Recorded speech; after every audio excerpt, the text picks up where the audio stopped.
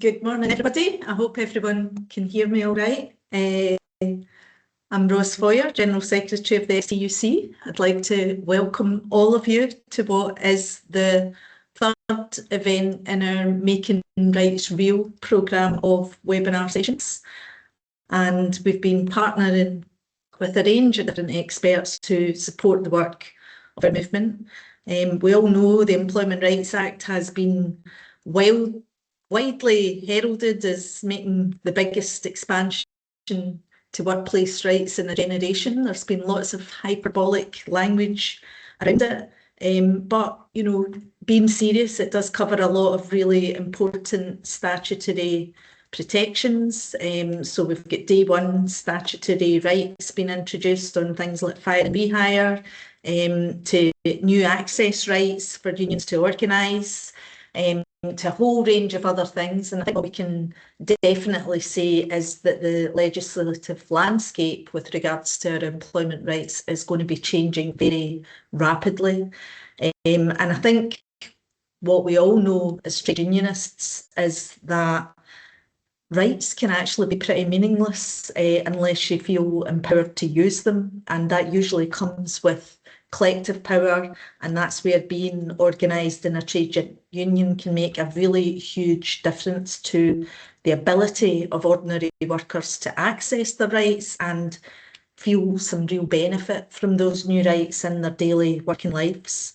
So I guess the point we're at just now is that we've got the Act, whatever we think of it, good, bad or indifferent. There's lots of points that we could spend our time arguing about where we think it could be better, but I think for now the really important question moving forward is how can we use what we have got and what is coming in most effectively, and what do the statutory changes that we're going to be seeing actually mean for union reps on the ground, for union officers, for our branches right across Scotland, and really how can we use the new rights to actually increase that collective worker power on the ground.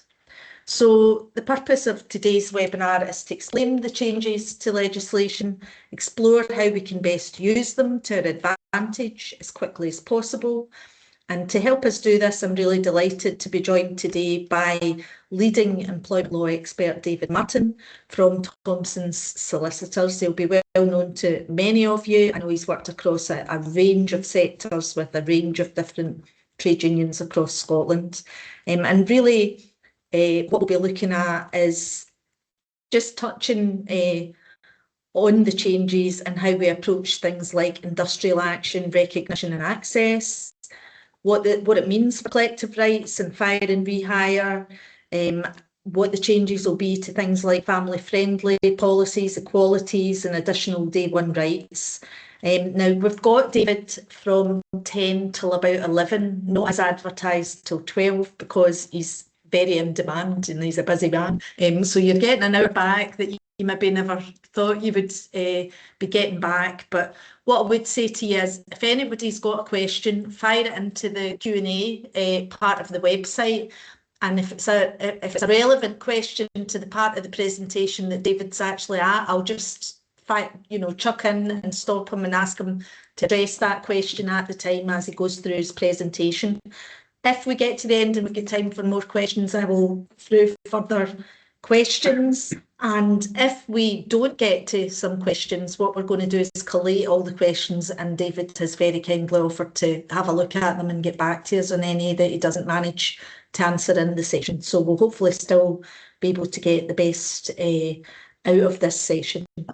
So I'm not going to say any more just now because I think that the person you really want to hear from is the employment rights expert. So over to you, David, and I know you've got a presentation to take us through. Sure. Hi. Hi everyone, and thanks Rose just for the introduction there. Yeah, there's a lot to go through, and I think obviously Rose, you said in relation to the volume of changes that are coming in, by definition, I think what we're going to do today is really just try and give you an oversight as to what has come in, what some of the changes are. So what was the law like, what's it going to move into, and just give you some indication of the areas where you might want to explore a little bit more, either within your own individual union or with your advisors about, right, that's changing, I need to do a bit more digging on that. Just really try and give you an oversight at quite a high level.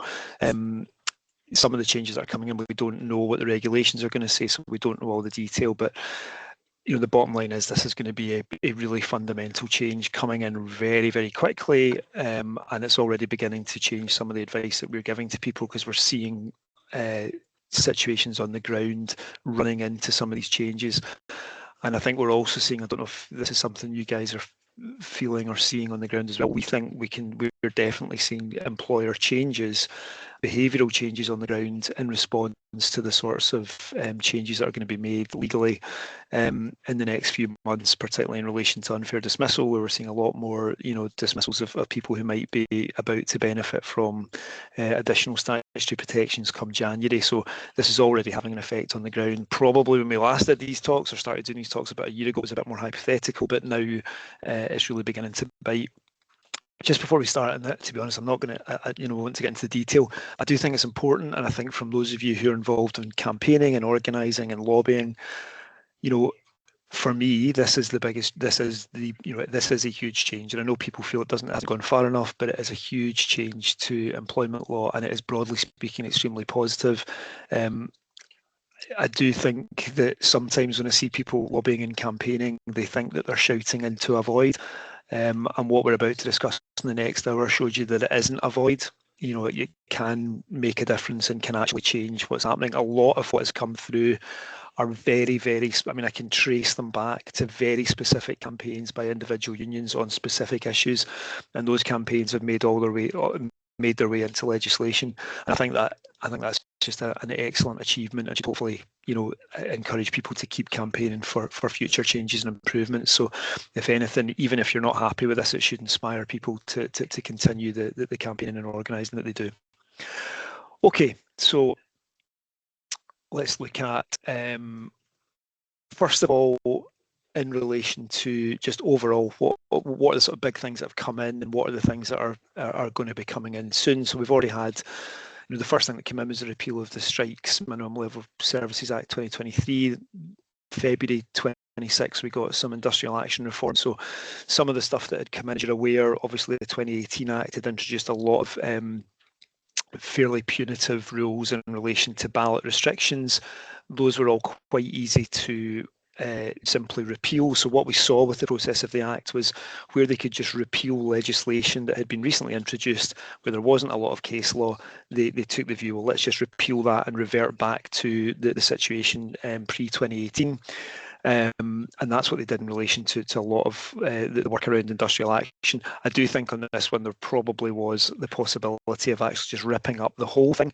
As you know, industrial action law is expressly and specifically designed to make it very difficult and complicated to take industrial action. So we could have gone back to core principles and actually just ripped up all of TULCRA, but that was perhaps a bit ambitious for this piece of legislation. But the more recent pieces of legislation have been, in broad terms, repealed. We have seen in April, we saw, I think, what are significant changes in relation to union recognition, which I want to talk about. I think that is a really important change. Changes to protective awards, whistleblowing, sexual harassment, and a range of other changes. What's still to come? August, we've got another thing that many of you have been campaigning for a long time, which is electronic balloting. Coming in, I think we've had the code of practice coming in. I think the implementation date's the 26th of August for that. So I'm assuming most of you are already planning for that within your own individual unions. Then in October, we see some, I think, fundamentally different approaches in terms of union access to workplaces. And that is going to be something that is very new, and I think the courts and the CAC are going to have quite a lot to say about that. I think we're all going to have to think quite carefully about how we draft those agreements with employers. A number of other rights that are coming in. The big ones for me in relation to your work on the ground are really the headline issues which have been canvassed for quite a while, and it's not really the substantive law. As Rod said at the beginning, it's all very well us changing the substantive law on employment law. What really makes a difference is whether we can actually enforce it, whether we have the ability to take people to court to enforce it. And the two things in this piece of legislation, which is, first of all, extending time limits to 6 months, and secondly, in relation to the unfair dismissal qualifying period reduction, those are going to be two of the most significant changes that you're going to see on the ground. This is not really in my presentation, but I just want to tell you it because it's come up in the last week or so in a few conversations I've been having. There's a bit of a perfect storm at the moment. So this is good for access to justice, right? And for access to justice for individual workers, it's a good thing. It gives us more time to organise and prepare cases and get them sent on to solicitors. So generally a good thing.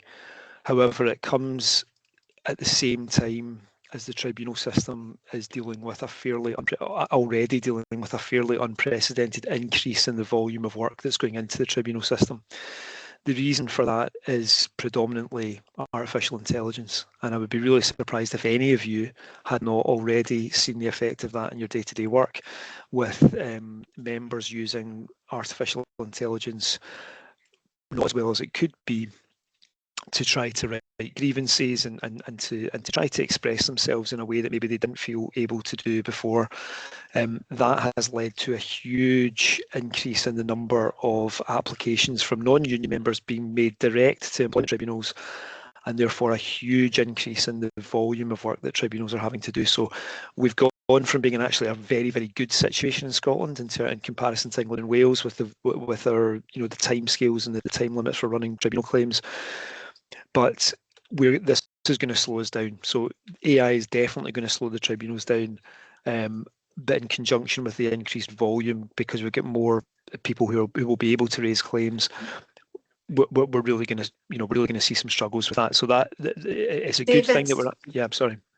Yeah, no, it's okay. I just thought I would chip in a couple of the questions that have come up, because one of them is around the AI, the AI turnout mandate.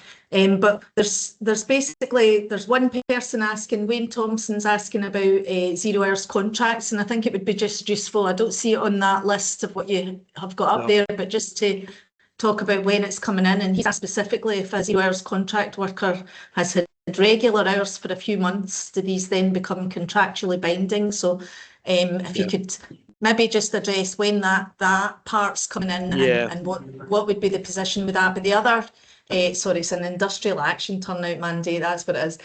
But the other person, Daniel Rowntree, is asking, what's the basis for the government to claim that they can't repeal the 50% industrial action turnout mandate until they've implemented electronic balloting, because the two seem unrelated? You may or may not have the answer to that question. I think that's more for the government to answer, but I thought I'd flag them up to you. On that last point, I think the two are entirely unrelated. I'm not aware of that debate. I can't see any reason for that. In terms of guaranteed hours, it's actually not something I was going to touch on necessarily in the presentation. It will come in, as far as I understand it, in 2027. And it's obviously a really significant piece of legislation. So this is not something I was planning on talking about, but I will talk about it. In essence, this is the way around trying to deal with 0 hours contracts by not providing an outright ban, but providing the ability for somebody who's not got guaranteed hours to say to their employer, I would like you to guarantee my hours by looking back at a reference period.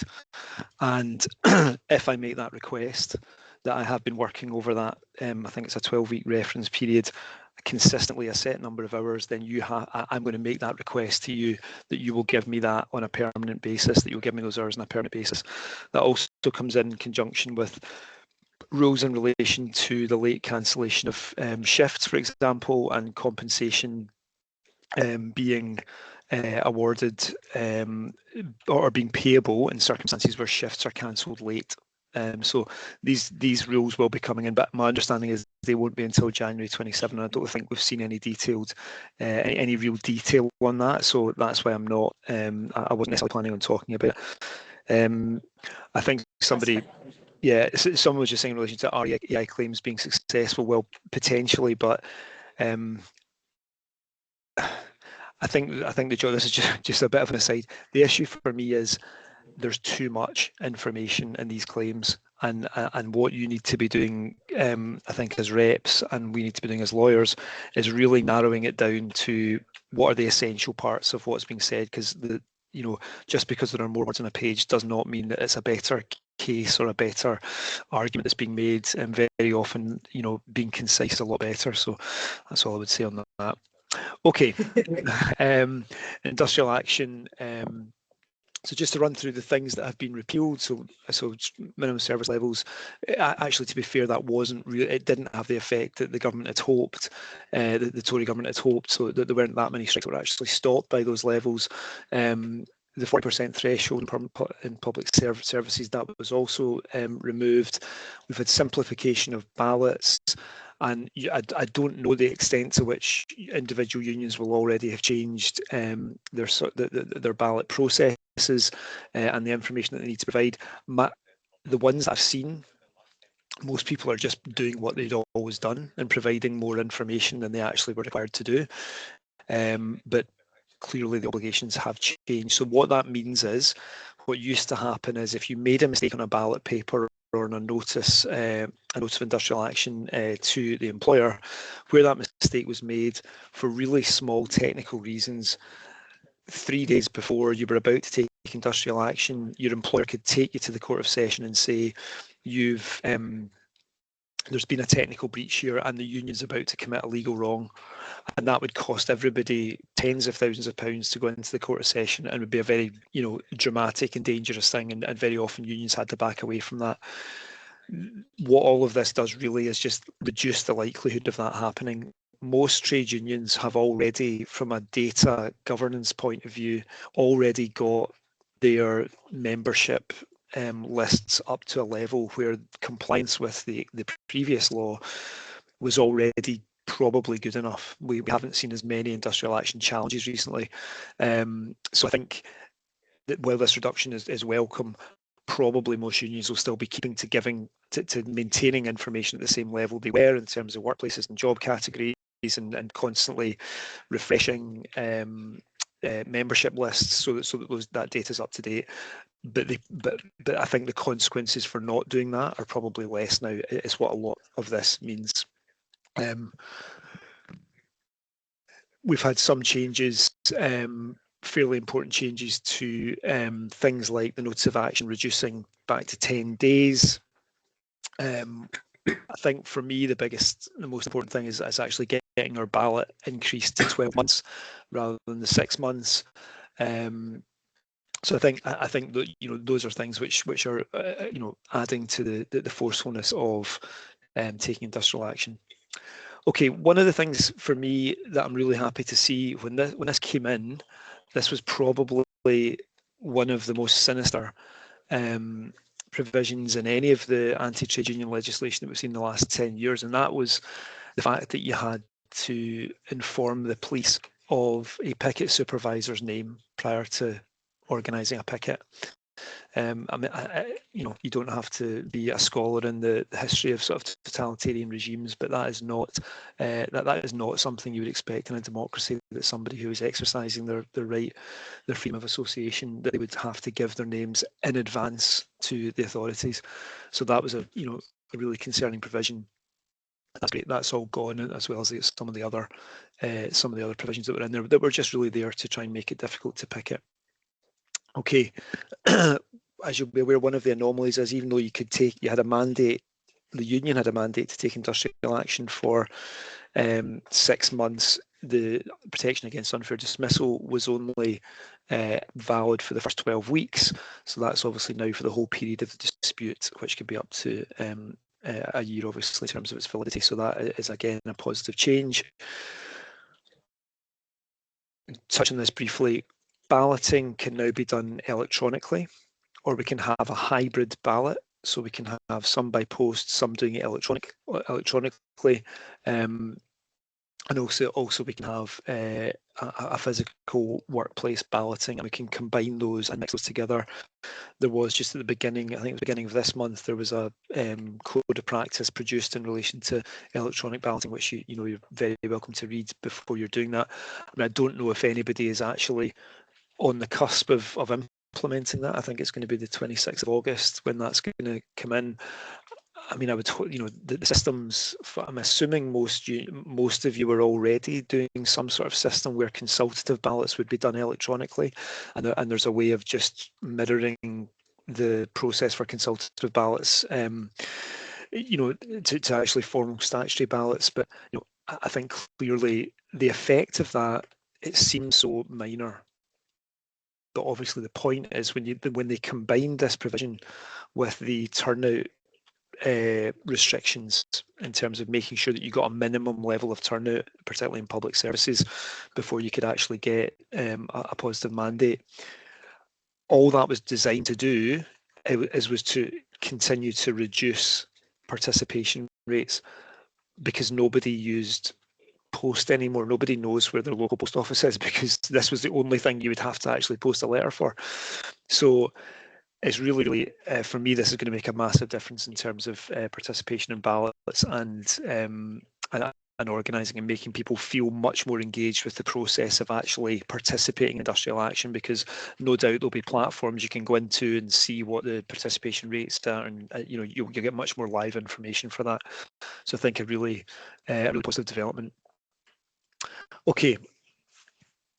David, just before you move on, I was just going to say that is going to be really important, because different workplaces have different needs, and I think giving that flexibility to our affiliates is really important on the ballot. And I have had another question in from Ronan Ogilvie around the timescale for repealing the industrial action threshold. To me, it's not a question for you. It's not a technical question about what we're actually dealing with, if you know what I mean, in terms of the law that we're getting. It's more about a campaigning question. So, Ronan, I think that's for us as a whole movement to address, is how we continue to put pressure on the government, but it's no really purpose of today's session. Today's session is about us focusing on what we've got and how we're going to use it. So I'm sure that will continue to be a discussion for the General Council and the movement going forward, how we pressurise the government to make further changes and improvements. Okay. On you go. No problem. So, sorry, I know I'm rushing everyone, but there's a lot I want to talk to you about. So, I don't know if any of you have done CAC applications and been involved in that process. Very much like the process of taking industrial action, incredibly bureaucratic and difficult to achieve, because there were provisions in there that required you to, first of all, have 10% union membership within the proposed bargaining unit, and then also you had to do things like establish that even those that weren't trade union members were likely to vote for recognition.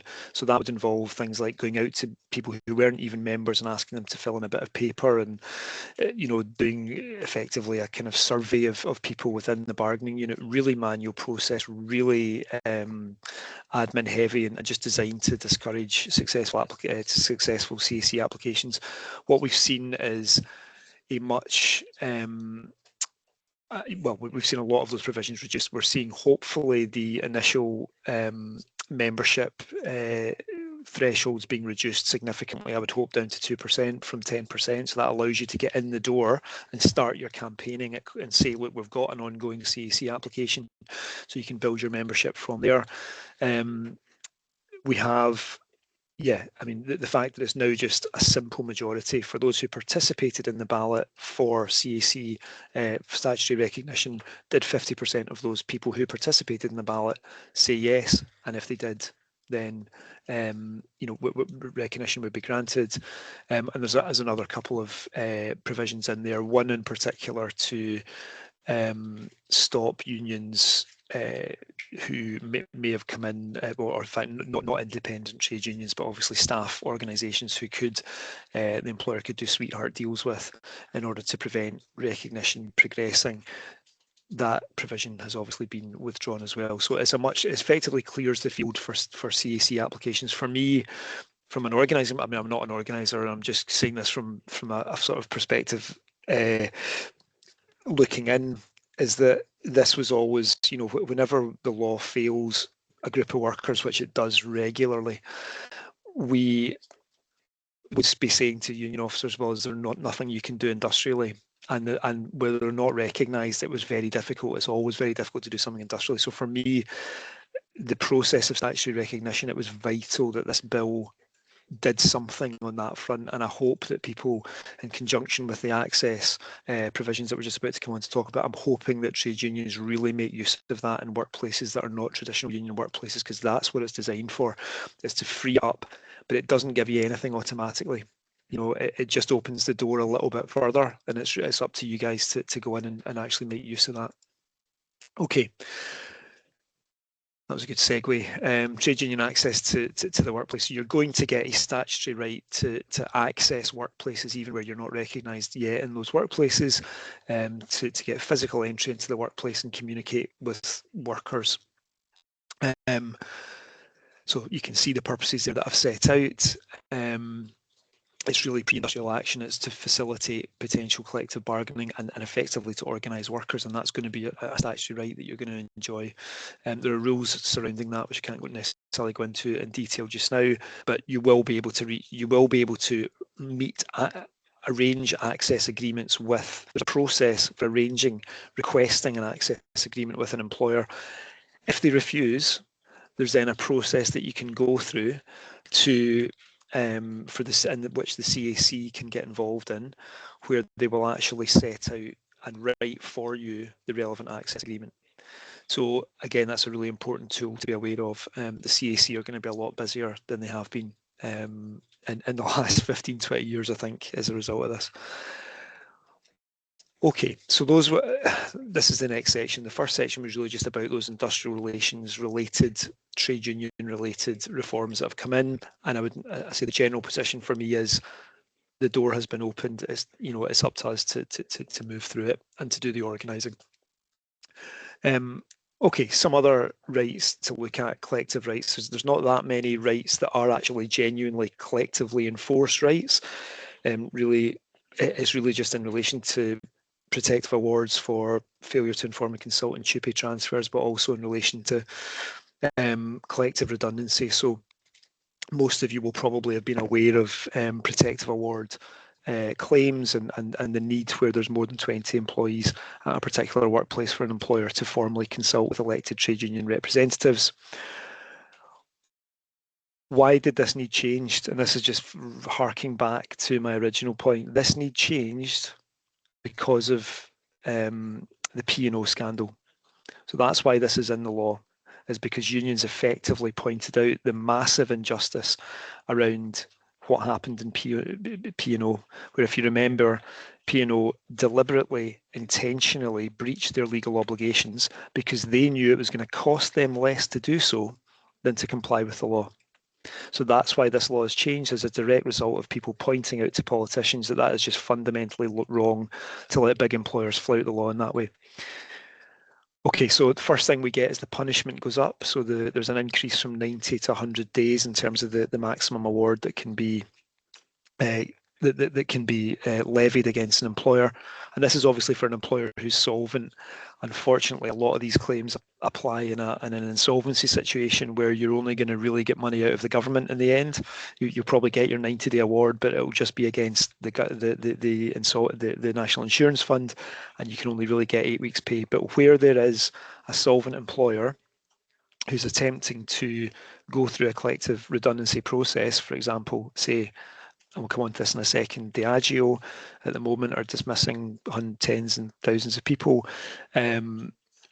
The award, if they don't get that right and they don't do the collective consultation properly, is going up to 180 days. Okay. The big issue we had in relation, this was an STUC case from many, many years ago, following the closure of Woolworths. The problem in that case is that the case came up, and what the court said is, well, look, just because you had 16, 17 employees, I mean, thousands of people were dismissed across the country, but you might only have had 16 or 17 people dismissed in each store. Asda have obviously been campaigning on that for many, many years and saying this is clearly wrong.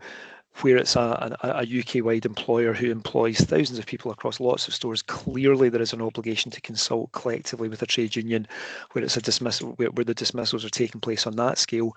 What the court said is, no, it's only 20 or more dismissals at one specific establishment, so at one place of work, and if they all fall below 20 people at one establishment, then unfortunately, there is no obligation to collectively consult.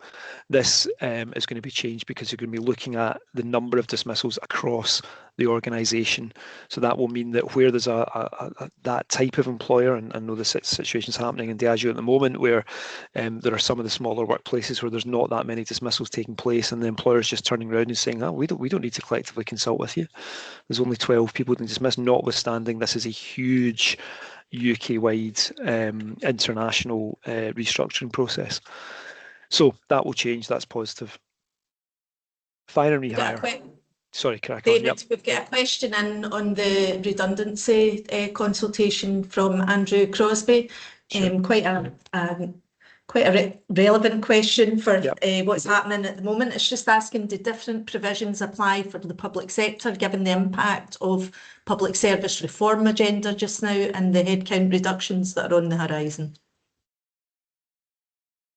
I mean, in terms of collective consultation, the obligation to collectively consult applies in both the public and private sector. I mean, what I would say in the public sector is that we've seen very few collective consultation situations, because in a lot of public sector organisations there's been sort of no compulsory redundancy situations, and I think the public sector has been, they've achieved those sorts of reductions in workforces in different ways, rather than expressly announcing large scale redundancies. But there's no change, and there's slight differences in relation to the thing I'm going to come on and talk to in relation to fire and rehire, where in terms of how they will apply. But the collective redundancy consultation, as far as I understand it, there's no difference between the two. I maybe just haven't seen that, but if you send me in a specific example, I can have a wee look at it, because I'd be interested to have a look at that. Cheers, we do. Okay. So fire and rehire, you've probably heard it talked about, and again, this comes from P&O, where this became a big issue. The laws it effectively was where an employer said, we have some good sound business reasons, which ultimately were always, I want to make more profit. So that was always ultimately the good sound business reason. Where the employer had a good sound business reason, what they could do is they could say to their employees, we are going to dismiss you from your old contracts and we're going to re-employ you on a fresh, less beneficial to you contract, and we are, we'll dismiss you on the Friday and re-employ you on the Monday. And the question in that case was, well, how could an employee challenge that? And really, realistically, the only way that an employee could challenge that is to say that the dismissal that took place on the Friday was an unfair dismissal, and try to challenge people on that, on the unfairness of that dismissal. Now, what the cases would really look at in that case was effectively balancing, on the one hand, whatever it was the employer said was their need to make this change, this contractual change, against the extent of the hardship that would, or the prejudice that would be caused to employees. So they would do a balancing exercise, but ultimately, if the change wasn't really significant, 2-3% pay cut, something like that, and the employer could show that they were trying to avoid dismissals, for example, or redundancies by making the pay cut, then I could see a tribunal not saying that those dismissals were unfair. So it's a fairly weak provision, and effectively it was the last option for employers if they couldn't reach agreement through other means with employees, then they would rely on fire and rehire. But I think specifically because of what P&O did, that has changed. So what is going to happen from January 2027 is that it will be automatically unfair. So the employer won't be able to say, I had a good reason to do this, if a dismissal takes place because the employer is wanting to do any of these things. So reduce pay, change pensions, change hours, change timing or duration of a shift, time off, or seeking to introduce some sort of flexibility clause that gives them the power to do all of that. So the default position is that all becomes, if you try and sack someone and that's the reason you're sacking them, it's going to be automatically unfair without looking at any other relevant consideration. There is an exception, and the exception is framed as if you needed to do one of those things, i.e. reduce pay, because you were trying to eliminate, prevent, significantly reduce or significantly mitigate the effects of financial difficulties which were likely in the immediate future to affect the employer's ability to carry on the business as a going concern, or where the employer is a public sector employer, the financial sustainability of carrying out the employer's functions. And I think by that what we're meaning is any statutory functions that they were needing to carry out. So if you're a local authority, if they were saying, look, we're not going to be able to carry out our education function or our statutory functions in relation to social work, or climate, or any other statutory function, then if that is the case, if the employer can make that argument, then they are allowed to do fire and rehire. There's been a lot of debate back and forth on this. I've been involved in quite a few of these types of cases already in the past. I mean, people have different views. All I can give you really is my view. Is I cannot imagine a scenario that's in the private sector. I cannot imagine a scenario where you will ever find an employer coming to you and saying, look, we're going to have to make, what we'd like to do is we're going to dismiss and re-engage employees because we are in such trouble that our ability to carry on our business as a going concern in the immediate future is going to be damaged. They would have to literally be coming to you and saying, here's proof that if we don't reduce people's pay, we're going to go bust in the next 3 to 6 months. There is, for me, never a scenario where an employer can come to you and say that. And the reason for that is because as soon as they say that publicly, if they have any form of debt or leverage at all, whoever's lending to them is going to pull the plug on that leverage, and it becomes a self-fulfilling prophecy, because as soon as that information is out there, they're doomed. So I just can't imagine an employer ever actually trying to comply with the law in this regard. So I think that's in the private sector. I don't think that's going to be something that's actually going to be used. So I think this is, broadly speaking, a prohibition in the private sector on fire and rehire. And in the public sector, again, I just don't imagine a situation where politically people are going to come and say, look, we can't carry out our statutory. I can't imagine where any local authority politically is going to want to engage with trade unions and say, look, things are so bad, we've made such a mess of things that we can't carry out our statutory functions, and you're going to be the ones that pay for it. I can't imagine. I mean, I hope that I'm wrong about that, but I think so. I think in broad terms, I think this provision probably rules out fire and rehire as a means of changing people's contracts in the future. David, I've got another question that's just come in that sort of relates to this. It's just saying, if a third-party employer-client forces a reduction in wages, would this be seen as reasonable due to risk of their contract? So I know this is coming in from someone who's worked in the oil industry with offshore oil contractors, so that maybe gives you more context to the scenario that might apply. So we're talking about contractor workers here. It's a good question, Vic, and thanks. You always raise difficult questions. So I don't think so. So I think let's apply the test. So who's the employer? The employer is the supplier of labour to the third-party offshore provider. The third-party offshore provider is saying, we pay you, the supplier of labour, under a contract. We're reducing our contract with you to pay people less than was contractually agreed with them.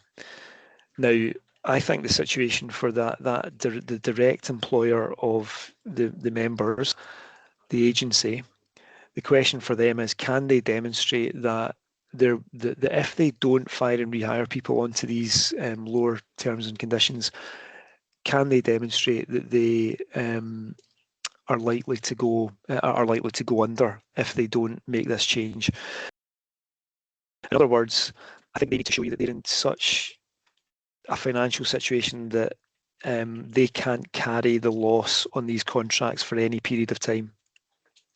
Now, it might be that actually they don't have many assets. I don't know whether these agencies that we're talking about have assets. I mean, it may be that they run really tight, and actually a 3 to 6 month period where they're 200-300 grand down a month in terms of their margins, maybe that does put them in financial difficulty. But the important point here is the onus and the burden of proving that is on them. They need to come to you and prove to you that that's the situation they find themselves in. Okay, so I'll just very quickly move on. Okay.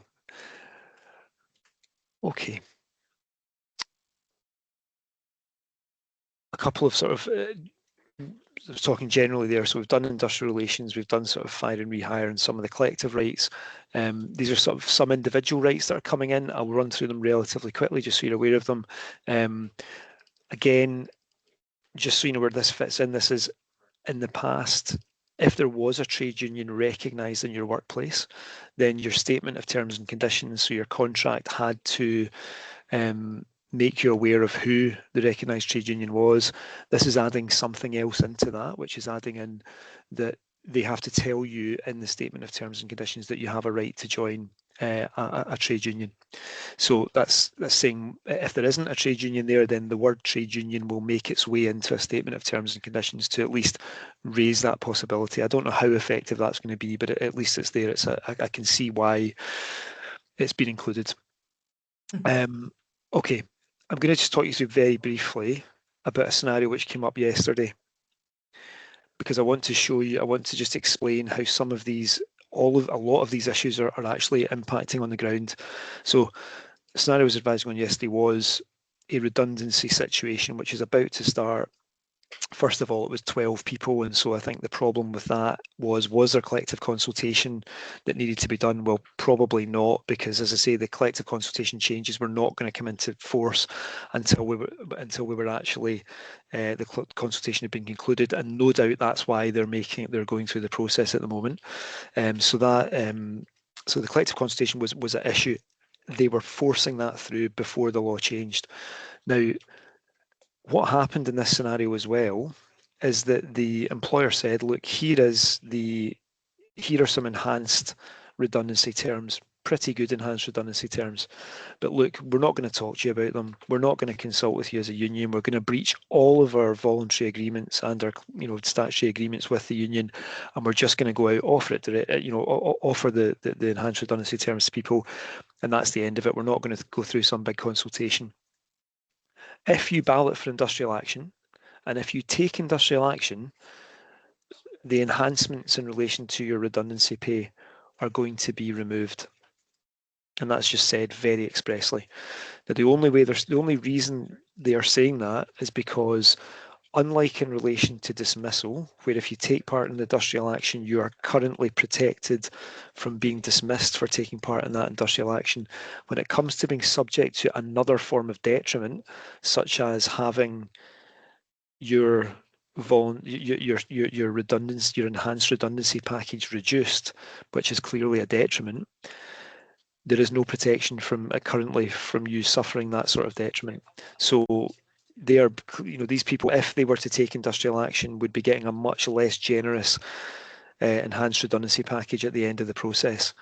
That's a detriment. The reason for the detriment is because they threatened to take part in industrial action, but as it stands today, that is lawful. Now, the interesting thing with this is, my understanding is we should be getting this, I think, coming into force on the 30th of October, where the law is going to change. So there was an anomalous court of session decision in the case of Mercer, which confirmed that you could subject people to detriment for taking part in industrial action. That will change on the 30th of August. So just to show you how all of this ties in, this employer must now be thinking, well, wait a minute, okay, if I'm going to subject them to a detriment and reduce their redundancy pay, I'm going to have to get that in I'm going to have to make that decision before the 30th of October, and I might even have to pay them the lower amount of money before the 30th of October. Because if I do it after the 30th of October, the law will actually have changed. So that's why I think actually when you track back in all of this, the reason the employer in this case has not consulted with the trade union is both because the law hasn't changed on collective consultation, but also because they know they need to get a move on and they need to just make these dismissals soon before this law comes in.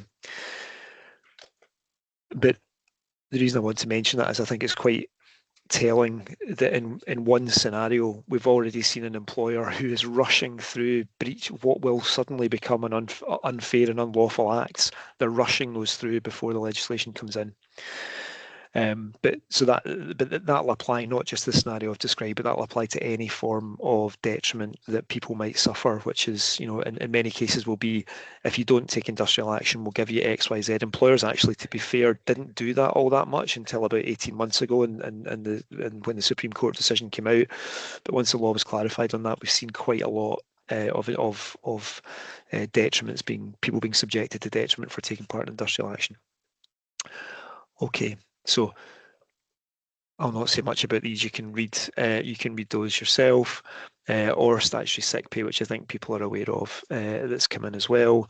Some enhancements in relation to sexual harassment, and again, just to lead that back in, there's a lot of campaigning around, obviously, I think for me this comes back to Me Too, and it's still people forcing this issue, and they've managed to get it on the agenda in the workplace. And I think it's really important to see where there's going to be additional specific protections in relation to sexual harassment.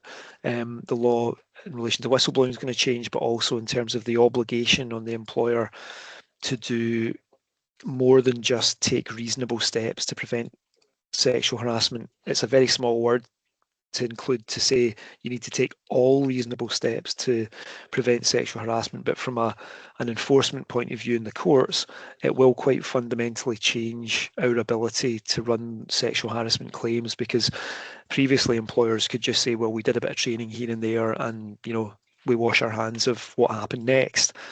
That won't be good enough under the new law. If you say you've got to take all reasonable steps, there'll be a much, much higher standard of responsibility on employers. So again, that's campaigning feeding its way into the law. I think in relation to, this is something that I do a lot of, is equal pay. Gender pay gap reporting doesn't really help with identifying equal pay issues in a workplace. This is designed for bigger employers to try to address and highlight potential equal pay issues in the workplace.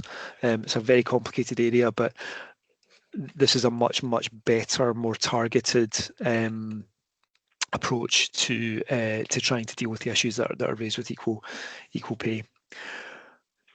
Okay, coming in October, again, I think I've already talked about that, and we're looking at both a protection in relation to internal sexual harassment, but also sexual harassment from third parties, making sure that reasonable steps are taken. And that applies generally to third-party harassment in relation to protected characteristics. So there's been a big debate for many, many years about whether somebody in a contact centre who, for example, receives racist abuse on a regular basis, which they do, whether that's something that is actionable against the employer. And it hasn't previously been, and it's now much more likely to be, depending on what the employer does in terms of training and prevention for that form of harassment. So just finishing then on a couple of things I'd already highlighted. Firstly, employment tribunal time limits. I think probably about 20 or 30% of claims that come to us are not actionable because they are too late, particularly in relation to, say, sexual harassment claims. And I think this is probably why people have been persuaded to change the time limits. If you've been sexually harassed at work, that is not something which you're going to, the first thing going on in your head is not going to be, can I raise a claim? You're going to have a lot of healing, a lot of, there'll be a range of entirely relevant and processes that have to be gone through before somebody gets to the point of thinking, whether it's any form of harassment or any form of discrimination. There's a long process to go through before you suddenly think, or you might think, actually, I should, that was unlawful and my employer should have done more about it. We now have 6 months to do that. In addition, we've seen changes to the early conciliation periods. You'll have seen that there's the ability to extend the period within early conciliation has extended. So actually, we're probably up now, if you take into account the primary time limit changes and you take into account changes in early conciliation, that the amount of time cases can stay in early conciliation, we're probably pushing up at about 6 to 9 months from the date of the wrong that we can extend a claim. So don't think that claims are necessarily out of time just because they're more than 3 months. That's not going to be the case anymore. Having said all that, every union that I speak to individually, my advice is don't change anything. Do not put a message out saying don't worry, you've got loads of time. I think you can say to people, by all means, if someone's coming to you a bit later, let's have a look at it. But I still think you want to be insisting that people are getting cases to you as soon as possible. I think that, you have to give them the right information, but messaging wise, make sure people are still acting promptly. It's the most frustrating thing, I'm sure, for you and for us when otherwise excellent cases can't make it through the system because they've come to us all out of time.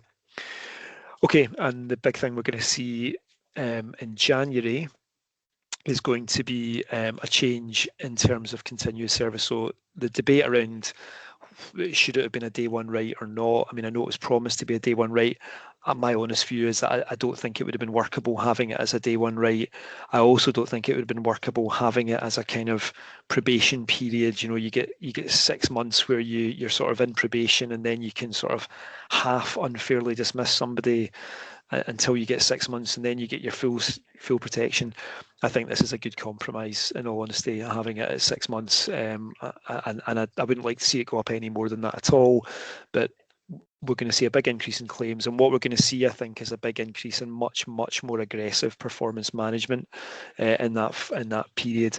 You'll probably see things like probation periods being reduced. We've seen it a few times already, down from 6 months to 3 months, so that managers are being forced to ask themselves the question at a much earlier stage as to whether this is somebody that they want to dismiss without a process before they obtain 6 months service. The removal of the compensatory award cap, it is, this came in, I think, is something that we asked for. Unless there's somebody who's unless we've got Fraser Wishart on here representing the Professional Footballers Association, this is not a provision actually, which I think is going to make a massive difference to everybody's day-to-day practice. Yes, there will be at the moment, it's either a year's earnings or a cap in relation to what you can obtain by way of compensation for ordinary unfair dismissal claims. So I'm meaning not unfair dismissal that's related to discrimination, which is already uncapped. I can't remember in 15, 20 years running cases for trade unions where I've ever in an ordinary unfair dismissal claim actually reached the cap. It happens a lot in cases in London and in the city, but it doesn't happen that much. So my honest view is that I don't think it will make a huge difference unless you're working in genuinely working in sport and in areas where people are paid a lot of money. So sorry, that was a bit of a rapid run through, but I think I've probably got through it. I hope it sparked some conversations or some thoughts in your head. If you please do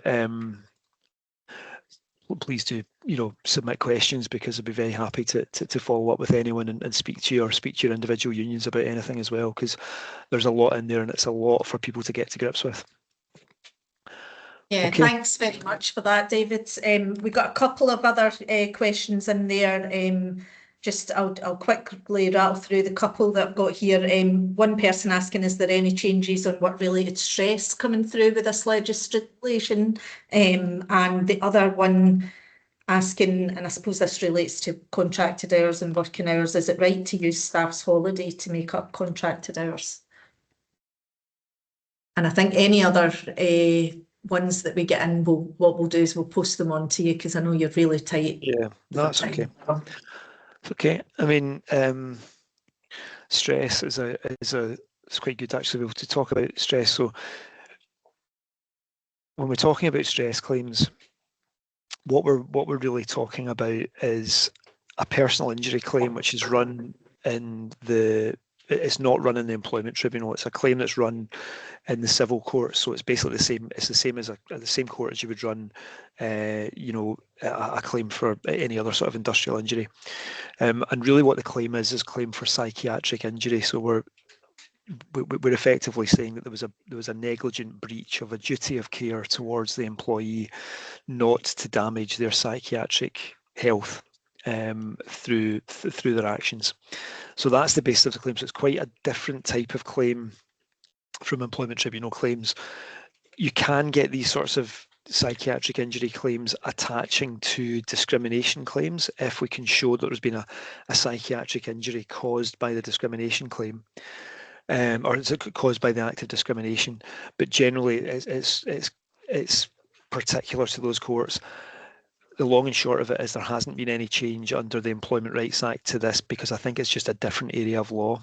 It's really an area of law which is governed predominantly by the common law. So not statute, it's just governed by the way the courts have developed the law. And unfortunately, anyone who's got any familiarity with trying to run a psychiatric injury or a stress claim, the common law is not particularly helpful. Because it requires multiple periods of absence and foreseeability of the injury occurring, which is quite often a difficult test to get over. So long and short of it, no, there's no particular change to that. Using staff holiday to make up contracted hours. I'm not sure the full context of the question, but you know, holiday is holiday and working hours are working hours, and the two should never be conflated. That's probably what I would say. I'm saying that without really understanding the context fully of the question, but very happy to speak to someone. Can maybe ask the person to elaborate on it and pass it on to you. So no worries. But no, listen, thank you very much for your time. I know you've got to run, and you know what I would say to people is we have lots of pressure and campaigning going on. There is some very contemporary stuff with the new PM, and the unions putting pressure on the PM to look at specific areas where we'd like to see the Act enforced faster or better, and I'm sure that debate will continue. But what we really want to do is think about how we use what we know we're getting. And I think that the collective rights that you talked about at the very beginning of the session, where we talk about those rights to take industrial action getting easier, when we talk about the right to get access for trade unions, when we talk about the significant changes to actually being able to get, you know, recognition for groups of workers and collective bargaining, I think these are going to be really, really helpful to us as a movement. So lots of work for us to do. Thank you again, David. That was an excellent presentation. We're going to be doing more of these sessions. They're very popular, and we'll continue to do some deep dives into very specific areas. Thanks a lot for your time, everyone, and we'll see you again soon. Cheers. Bye. Cheers.